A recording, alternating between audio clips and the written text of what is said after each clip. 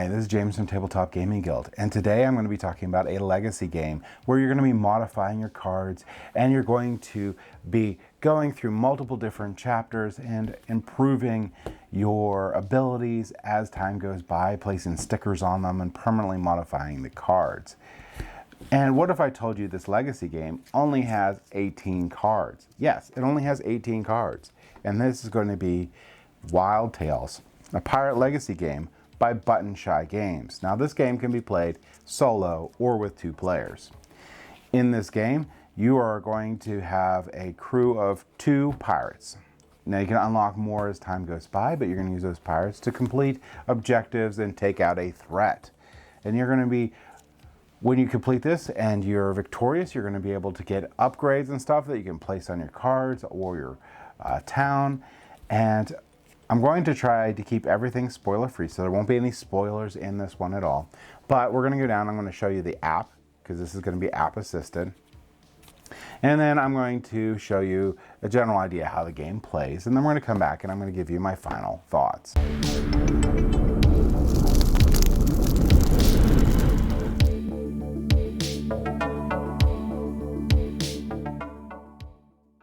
Okay, so this is a Wildtails, a Pirate Legacy app. I'll put the URL for this in the video description, but basically what this does is this helps you set up between chapters in the game and tells you what to unlock while you're playing. So there are going to be 2 options when you get to this page. You're going to be campaign rules and start campaign. So if you go to campaign rules itself here, it's going to go over just the basics for setting up a scenario, just highlighting things. These are all in the rule book too, but these are just highlighting how you do your chapter unlocks, difficulty reduction if you start getting too many defeats on the chapters, and campaign progress, how you mark that in the game. The other thing that's going to be important on here is there's an errata page, and this is sort of going to be like a living rule book as they keep it going. There's going to be just 2 erratas, I believe, at this current point. Just a clarification on how the objectives are completed there. And one of the cards, and I had this problem here, which isn't a huge deal, was just missing the cross swords that I wrote in with marker, and it was just fine. And this is just for resources, so you would have figured it out when you needed to get, when you gain the 2 coins and the sword, and there was no card for it. But that's the errata. After you're done with the going through that, you can go back to the campaign rules, and there should be a start campaign down on the bottom here. All right, it gives you a prologue, which is going to be 1813. This is when the time period this is set in. In an alternate history, America is at war with Britain. The unstable politics and economic climate encourages rampant piracy throughout the Gulf of Mexico. Spies and saboteurs on both sides of the war use the pirates to gain information and smuggle important assets. Tortuga Bay, a pirate empire, flourishes just outside of New Orleans, teeming with roguish rodent, reptile mercenaries, and scoundrels of all kinds. Tortuga's treacherous bay provides a perfect location to harbor captured ships, while its hidden tributaries are ideal for smuggling contraband into the city. As an up-and-coming smuggler in the New Orleans underground, you are always on the lookout for opportunities to expand your business.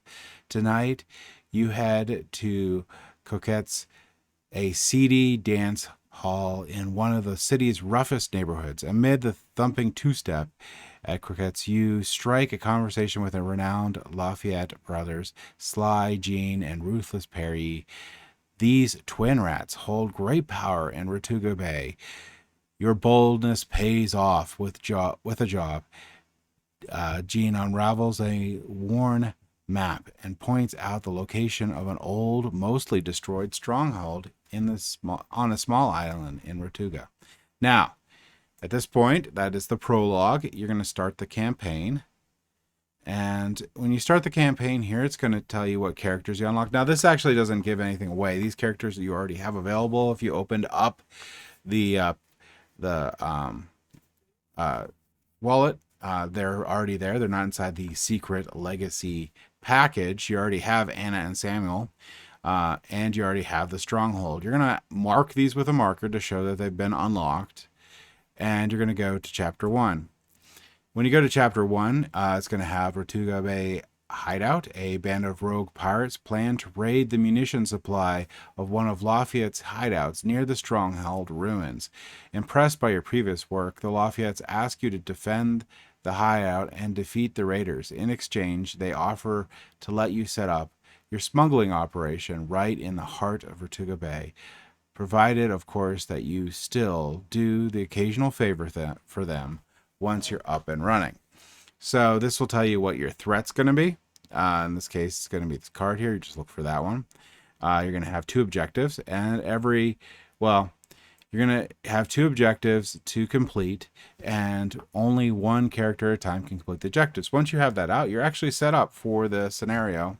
Follow the rest of the additional setup rules that are in the rulebook, which we'll go over when we go down to the table. And you're ready to go. And then you're just going to mark your victory or defeat. Now, victory will move you to the next chapter. Defeat will return you here. If you get defeated, you're going to mark it off on your board. If you got 3 defeats before you get to chapter 3, you get to reduce the difficulty of the scenario that you're on.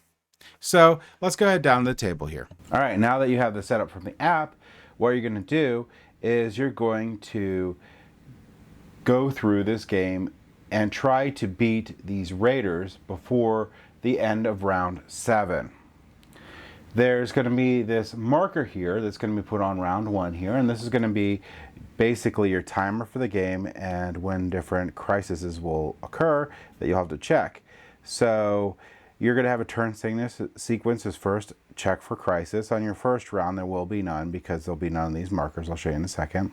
You're going to take 1 action. You can complete one of the scene events. You can gain one of the objective levels. You could attack the threat, or you could discard the active scene. Those are the things you can do. You can store a resource, which is optional, and you can check for end of round. These symbols over here are the different crises that could occur. I'll show you those in a minute, but basically on your turn, let's go over and see what that looks like. So I could discard this event, which is just simply put it over here and I won't be able to play it. Or I can complete one of these. So the top one here requires no prerequisite. I could just get 2 swords. Now all these are resources that I could spend in the game for different things. So some of those include completing and getting better resources, but I would have to turn in a resource. And when you turn in a resource, you're just going to take the card. Like, let's say I got this for double swords, I would take this and place it under, if Anna was the first player, I'd place it under Anna. And then in the future turn, I can use those swords to spend them for things that if I used them to spend them on a scene, I would have to discard the card. There is no change in this game, so any leftovers will be lost at the end of the round. If I had a coin, I could spend a coin and I could hustle the merchant and get 2 barrels and a coin, or I could, if I had a barrel, exchange for contraband. I could get 2 coins and a sword, or I could do a skill check for getting 2 gems and a cannon. Now, the gems are wild, and the cannons aren't used in the first chapter, but the gems are wild, and I could use those. Let's take a look at what skill checks look like. So this, you had a picture of a fist on here. You would look at the character you want to do the skill check, and take a look at their fist and see it's right here. So this has these are the 3 stats. You have 5 here, and then I think there's a deception is 4, and I forget what this one is, but it's a 3. So those are your different skill checks, and here it says that I need to have an 8. So if I want to do a skill check on here, I'd take my 5. I would slide this card down a little bit. I would take a look to see if these 2 match. If these 2 match, then I immediately lose the skill check. But if they don't match, which is normally what happens, I'll take a look at the banner on this one. And the banner on this one's 4. So 4 plus 5 is 9, which does exceed. It could just meet it. So then that means I would get the 2 gems and the cannon. I don't know why this is not focusing, right? You get the 2 gems and the cannon. Now notice that these are your resources. I flip it over the other side, and you'll see the 2 gems and the cannon, and I would slip that under my player. Now, you unlock these characters as you go, but right now I have 2, so it's up to a 2-player game. If you're playing 1 player, you just play as both characters. Now that Anna went, Samuel will go, and Samuel would then look at this card and decide what they want to do. If they don't want to do anything on this card and they have the resources, which I don't have the resources for right now, they could get one of these objectives. Now, in order to beat the game, you have to have both objectives all the way up to their final level 4. And to do it, each time you're going to spend 3, on this one you'll spend 3 coins and a fighting. On this one you'll spend 3 swords and a barrel. When you first complete it, you will claim the objective, so you'll be the only one that can complete it. And each time you complete this, it's going to move down here, and you're going to get abilities. So this first time, I add to my masks, so now I have 4 masks. If I move it down here, now I'll have 7 feathers, 2 plus the 5. If I move it down this way, I will also have a free coin every round, and if I finish the last one, I will have completed the objective to be able to defeat the raider. But I have to complete both objectives to be able to finally defeat the raider. So I'll also have to complete this one. So this character will get this, and they'll move it along there. So that means that you're going to have 12 coins and 4 fighting to be able to complete this. When you do an objective, which is unique and the only action in the game that doesn't move along the scene will stay where it's at. So that's important. And these objectives have to be completed before you could do the final attack on the raiders. So that's not it. So when a round ends is when this deck runs out. When this deck runs out, you'll move this up. When you move this up, you'll now have to check for threat. So every scene now that has this symbol on here will cause this to go off. And you'll look at the chart, and this one says discard the bottom card from the scene deck, so that makes the scene go faster. And this will get worse as time goes by, because when you get to here, you pretty much every symbol with this green here, because we don't have the sticker for it yet, will fire off on here. So you'll notice the skull here. Wow, that has no effect because we don't have anything in there. And the X crossbones has no effect yet, so that's good. So these 2 will be good. But we also have the purple and the orange that's going to discard a scene card, and the sword one's really bad because it captures the top card from the discard pile. What does capturing mean? Well, every round, at the beginning of the round, you're going to shuffle up your discard to create your new scene deck, and you're going to take the top card and slip it underneath the raiders.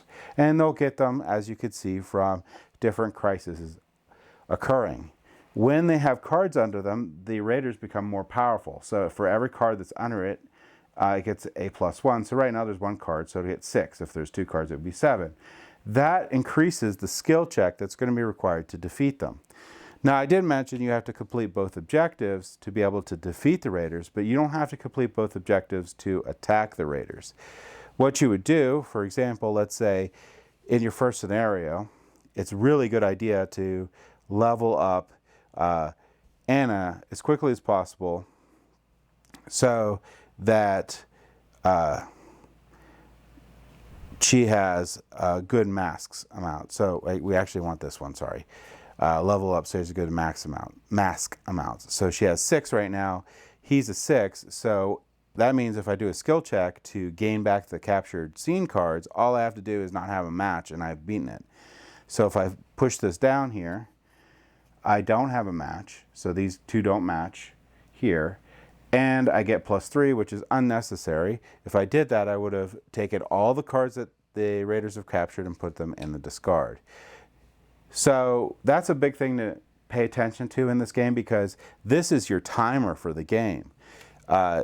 During rounds, you're going to be collecting these as resources, so they'll be underneath Samuel or Anna. So there'll be less and less cards. The raiders are capturing cards. Cards are getting discarded because of crises. At the end of the round, you're going to shuffle these up flip them over here, and that's however many is there is going to be the amount of time you're going to have for that round. So rounds can go really quickly, especially if you're trying to do a lot of stuff. You might only have like 4 or 5 cards, which is really, really bad, because that'll be a super fast round. So you don't want to hold on to resources for very long. You want to get rid of those resources. You want to plop them back in the discard. You want to empty the raiders on there. I would say you probably never want them to have more than 2. 3 is getting a little dangerous because that gives an 8 for a skill check. And plus that's 3 basic turns out with that.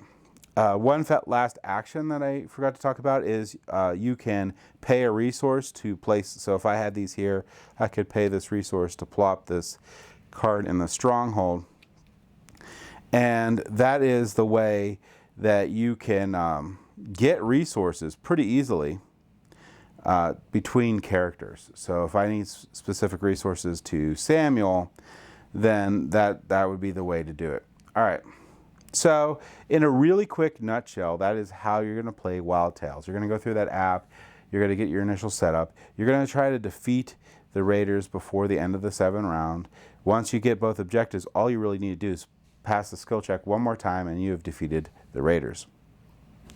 The game will end and you will lose if you get to the 7th round and you haven't defeated the raiders or whatever threat is on the board at the time.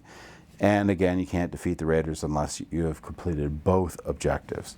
So, like I said, we'll do a playthrough in the future, but in general, that's how you play Wildtails. Let's go ahead back up to the table. Okay, so you're wondering, can an 18 card game be a legacy game? And the answer is yes. In this tiny little wallet here, you are jam-packed with different content. There is so much information that you can use on these cards. It's insane. So they're very multi-purpose cards. And they took multi-purpose to the next level. The app doesn't actually push much into the game. It just tells you how to set up the scenario and has a story that is actually pretty nice. So all the heavy lifting is by these cards, not by the app. So they did an amazingly good job at designing this to be a really fun legacy game that takes over multiple chapters. There are so many different threats in here. You can unlock other characters in there. You can do all sorts of fun stuff in this tiny thing. I just can't get over how much content they have in this without being overwhelming. This is not an overwhelming game. This is a pretty straightforward game. You know what you need to do. You know how to interact with the scenes. You know the threat that you need to take care of, and you know those objectives that you have. It's just a little bit of a puzzle on how you get there. And as time goes by, you get more abilities and more things to do and more options, so it becomes, I guess, more complicated, but it's not really.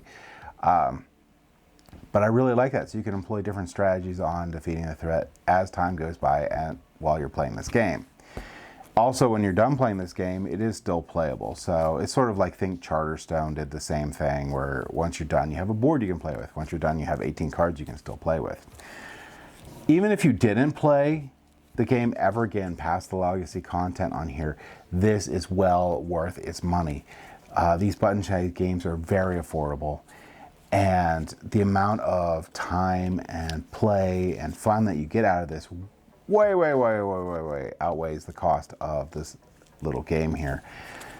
I really can't recommend Wildtails enough. If you're looking for a fun legacy game, especially if you're looking for a solo one, I would highly recommend picking up Wildtails. And that's my thoughts on it. Thank you for watching.